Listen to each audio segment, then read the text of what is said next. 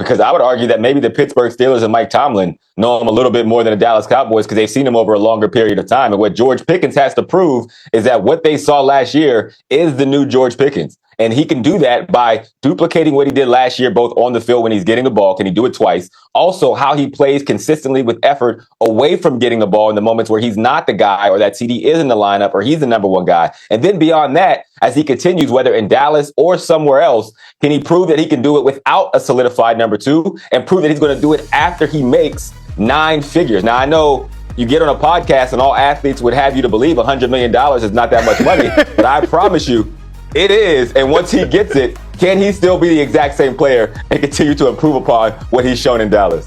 The whole concept of the quarterback protecting himself, he brings up Lamar. Obviously, they're not the same player, but even last year, Jackson Dart had that comment in World Cup time. It's funny. He said, I'm not a soccer player. I'm going to play the way I play. I'm going to go for it. Is there a way to rein it in? And is that something that you would be preaching to a quarterback who did have a slew of injuries last year?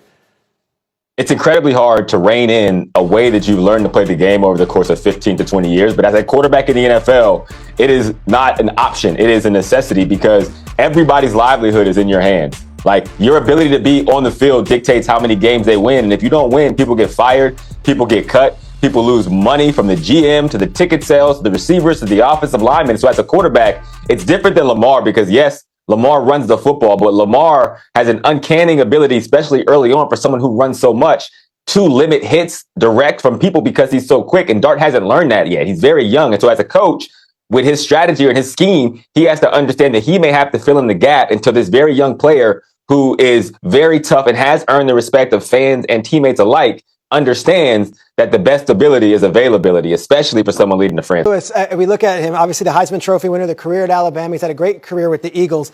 Is there a giant leap now that A.J. Brown's gone and that maybe the production goes way up for Devontae, you think, this year?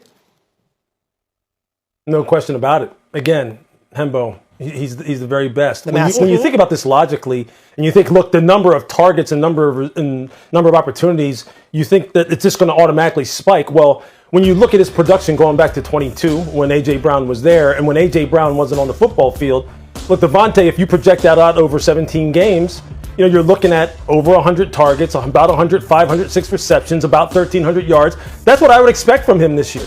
I would expect him to go over 100 catches. He'd be a 1,300, 1,350 guy, pushing double-digit in touchdowns, because that's the skill set, that's what the numbers say, objectively. And when you watch him and you watch his career, as Kimberly, referenced going back to Alabama, he's been a guy who has always thrived in the spotlight. He can thrive at any area of the football field, outside lane, inside lane. He's tough after the catch. He's tough in contested ball situations. I don't think anybody there will be surprised when he does have that breakout type of season. A little bit of a transition period because, look, we know this is a relationship business, right? No relationship is more important than the one between the quarterback and the primary play caller.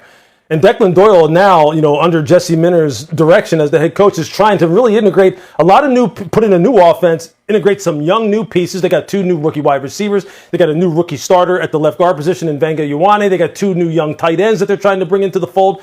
And Lamar is sitting there, trying to, again, reestablish himself as the 2024 version of Lamar Jackson, where he just absolutely blew it up under Todd Monken. And then in the background, Baltimore is still trying to figure out how to get him signed to an extension.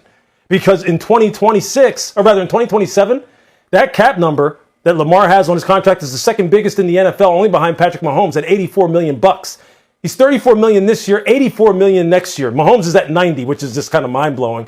But they need to go ahead and get that thing kind of really figured out. And, obviously there's been a lot of talk about them trying to go ahead and kind of start this process rolling along. You don't know how that's going to affect Lamar and his mindset heading into this season. A lot of moving parts. Temper the expectations early on in the season. You look at it internationally. Mbappe, Haaland had his moments. Messi, obviously. Can you now put Jude Bellingham in that conversation as far as international superstars on the biggest stage? Today, yes, absolutely, because he's playing that way in this tournament. Obviously, context matters, history matters. He's only 23 years of age, guys. He's already got 7 World Cup goals. Harry Kane has 6 in this tournament. He's got the most non-penalty kick goals, Jude Bellingham. And they're massive goals in Estadio Azteca. There are a lot of people, as good as England is, that thought that game was for Mexico. And he said, hold up, I am here, 2 goals. And then you go to the next game against Norway, 2 goals again. And they're not just the goals. It's his box-to-box movement. It's the way he transmits, and his play is so contagious for the rest and gets everybody going. He is the best central midfielder right now. I'm sure Rodri would like a word. Yeah. Rodri would like a massive word. But if you look at his impact, both phases of the game, there aren't too many players like him. This has been a highlight on the baseball calendar since 1933. What do you make of the state of the All-Star game and the entire experience now that we're looking at it from the rear view? Fragile. I think this Midsummer Classic is in a fragile state right now, and there's a lot of concern within the sport because so many players are opting out of the game, whether it's to be scheduled in the final weekend on Saturday and Sunday, making them ineligible to pitch or making the choice not to pitch. I mean, in this All-Star game, Jacob Mizorowski, the guy everyone wants to see, he didn't pitch. Paul Skeens didn't pitch. Cam Slittler, Aaron Judge was not there. Shohei Ohtani was not there. At Citizens Bank Park last night, a third of the stands had cleared out by the 8th inning. That is a concern for baseball to address as you move forward. How about the way Dallas has approached this Pickens deal? What's your reaction to that? Well, clearly, Peter, they feel as though the best version of George Pickens is the one that is hungry and trying to secure long-term financial stability in the form of a long-term contract. And they're just not comfortable going ahead and giving him financial security and signing into a long-term deal. And look, I guess you have to understand, where Dallas is coming from with this. They have more information than anyone else. They're the ones who were with him every single day last year. And look, they know he produced. They know that he had a heck of a season. They know that if he were to hit the open market, what he would command. They're just not comfortable going ahead and giving him the guaranteed money that he probably will get on the open market from some football team. To me, this sounds like a situation that is setting up for 2026 to be George's last season. George that last season in Dallas, George kind of realizes that, and that's why he said, hey, look, I'm going to sign a tender going here and just kind of rip it up this year and then let the chips fall where they may in the offseason in 27. There's really no other way to look at it. We were 3 against 2 in the midfield, and against Spain, that's hard. I think we should have done man-to-man press and forced them to run with us. Herc, is Mbappe right to say that, and should he be saying that after a loss? That's a great question. Should he be saying that? No, you shouldn't be saying that. It screams of sour grapes, and it also screams of maybe throwing Didier Deschamps, the coach, under the bus, right? That's his job. But the reality is, maybe they are better suited to have Spain try to run with them, because physically, athletically, Spain's not going to run with them. They don't have the athletes like the French national team, but they got it up here. They have the IQ. And the way they were moving the ball around, the way they were circulating, not only the ball circulation and taking the ball from one place to another, but the off-the-ball movement by the likes in the midfield of Dani Olmo and Oyarzabal, the number 9, coming down. It was a complete clinic. They looked like they were chasing shadows because France was chasing shadows. They were second to everything, Peter. And this is the most important thing here, is when you go up against a Spanish national team, you got to take the ball away from them if you got any chance. And they never did.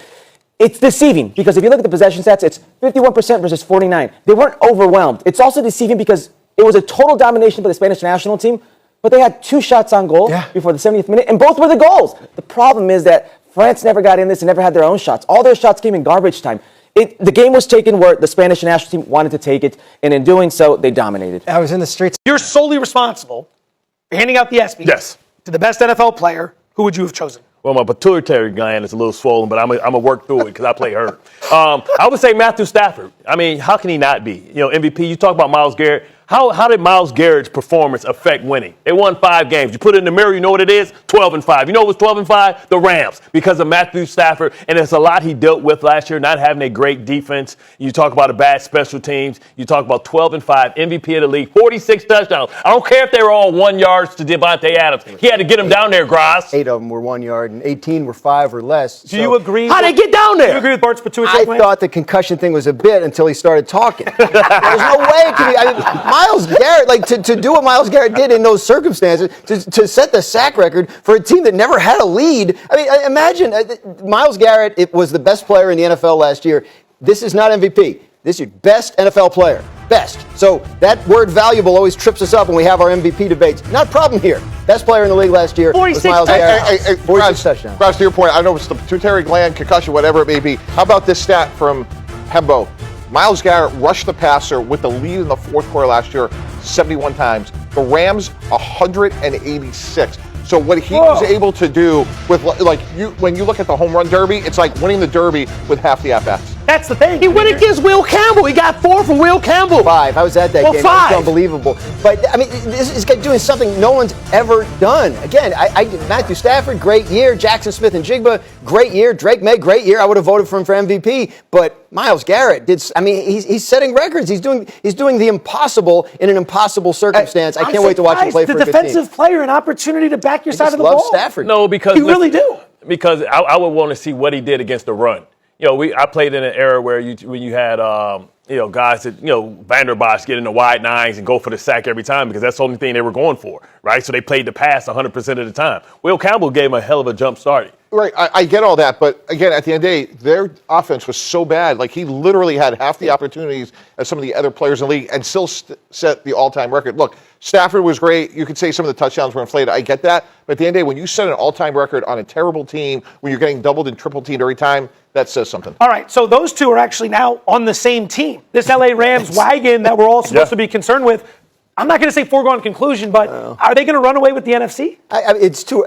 I'm never going to say that. You got to commit right now. It's July. I need to commit. There's too much that can happen. There's injuries that can happen. I will say this: they are under the most pressure to win the Super Bowl this year of any team. If they don't win this year's Super Bowl, it's a disappointment. We have that conversation all the time. Super Bowl or bust. Yeah. This year's Rams. Super I will Bowl tell or you, they may have had a historic offseason when you think they also may have gotten the quarterback of the future in Ty Simpson. Oh, by the way, who won't even play this year.